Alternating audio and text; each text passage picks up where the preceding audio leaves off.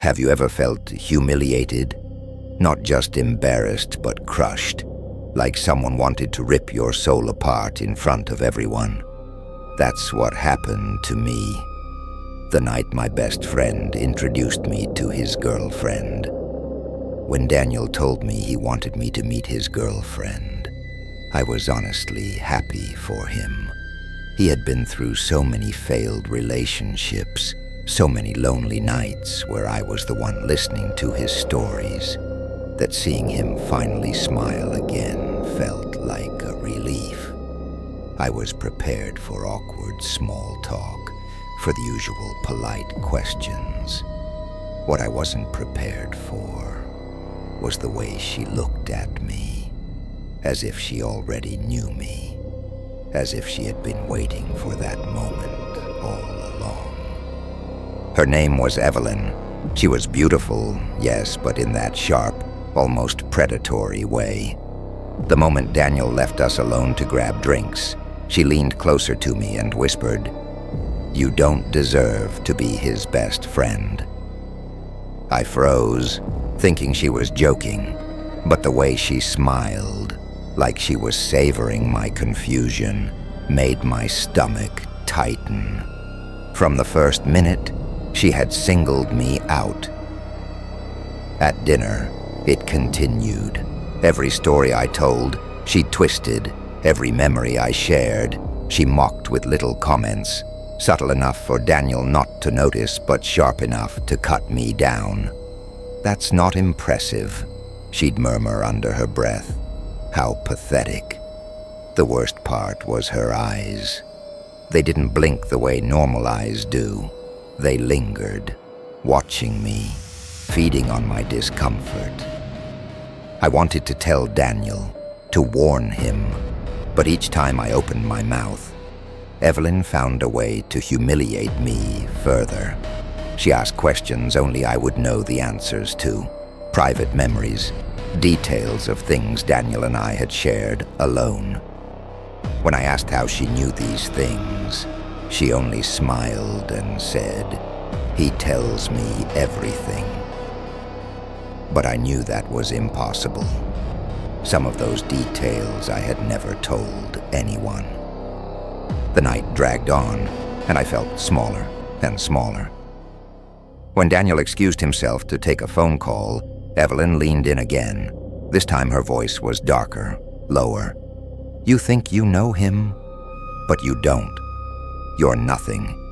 He doesn't need you anymore." My chest tightened. Her words were like venom, but worse was the way her lips seemed to curl at the edges, almost too wide, almost inhuman.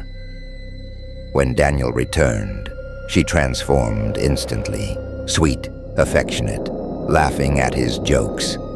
I sat there, silent, watching her hand curl around his arm, her face pressed against his shoulder. I began to question my sanity. Maybe I was imagining it. Maybe I was paranoid. But then she looked at me over his shoulder and mouthed the words, "I see you." I barely slept that night. I kept hearing her voice in my head, replaying her words, her cruel smile. The next day, Daniel texted me, thanking me for accepting Evelyn. He said she really liked me. I almost threw up reading that. If what I experienced was her liking me, I didn't want to know what her hatred looked like. A week later, Daniel invited me to their apartment. Against my better judgment, I went. The moment I walked in, Evelyn was waiting, alone. Daniel wasn't there yet. She closed the door behind me, and in the silence of that small, dimly lit room, she whispered, "You shouldn't have come."